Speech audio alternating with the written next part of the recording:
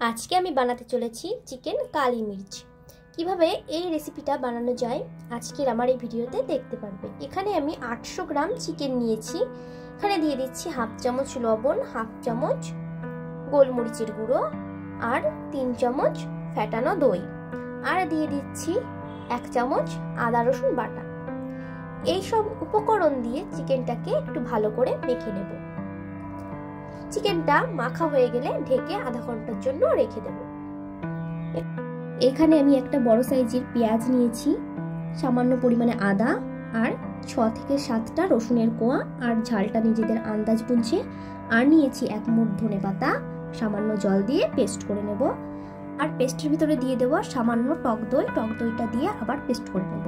এখানে আমি একটা প্যানে তেল গরম করতে দিয়েছি, সেই তেলের উপর দিয়ে দিয়েছি যে চিকেনটা ম্যারিনেশন করে রেখেছিলাম, সেই ম্যারিনেশন করা চিকেনটাকে এপিট উপিট উল্টে ভালো করে ফ্রাই করে নিতে হবে। আমার চিকেনটা ফ্রাই করা হয়ে গেছে, চিকেনটাকে নামিয়ে নেব। একটা কড়াইতে তেল গরম করতে দিয়েছিলাম, তাতে দিয়ে দিচ্ছি হাফ চামচ জিরে, আর দিয়ে দিয়েছি যে পেস্টটা বানিয়েছিলাম সেই পেস্টটা। এখন এটাকে একটু ভালো করে নাড়াচাড়া করে মিশিয়ে নেব। গ্যাসের আঁচটাকে লো টু মিডিয়াম করে মশলাটাকে ভালো করে কষিয়ে নিতে হবে। এখানে আমি 1 চামচ লবণ আর হাফ চামচ গোলমরিচ গুঁড়ো দিয়েছি, দিয়ে নাড়াচাড়া করব আর ভালো করে মশলাটাকে কষিয়ে নিতে হবে। আদা রসুনের কাঁচা গন্ধটা যাতে চলে যায়। আমার মশলাটা কষানো হয়ে গেছে, মশলা থেকে তেল ছেড়ে দিয়েছে।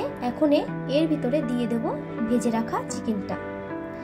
এইবার চিকেনটাকে মশলার সঙ্গে ভালো করে মিশিয়ে নেব। মেশানো হয়ে গেলে উপর দিয়ে দিয়েছি 3 চামচ লঙ্কার গুঁড়ি। লঙ্কার গুঁড়িটা দিয়ে চিকেনটাকে একটু ভালো করে নাড়াচাড়া করে একটু কষিয়ে নেব। কষানোটা হয়ে গেলে এখানে পরিমাপ মতো আমি জল দিয়েছি। জলটা দিয়ে জাল হতে রেখে দেব। জলটা যখনই কমে আসবে তখনই দিয়ে দেব 1 চামচ গরম মশলা গুঁড়ো আর সামান্য ধনেপাতা।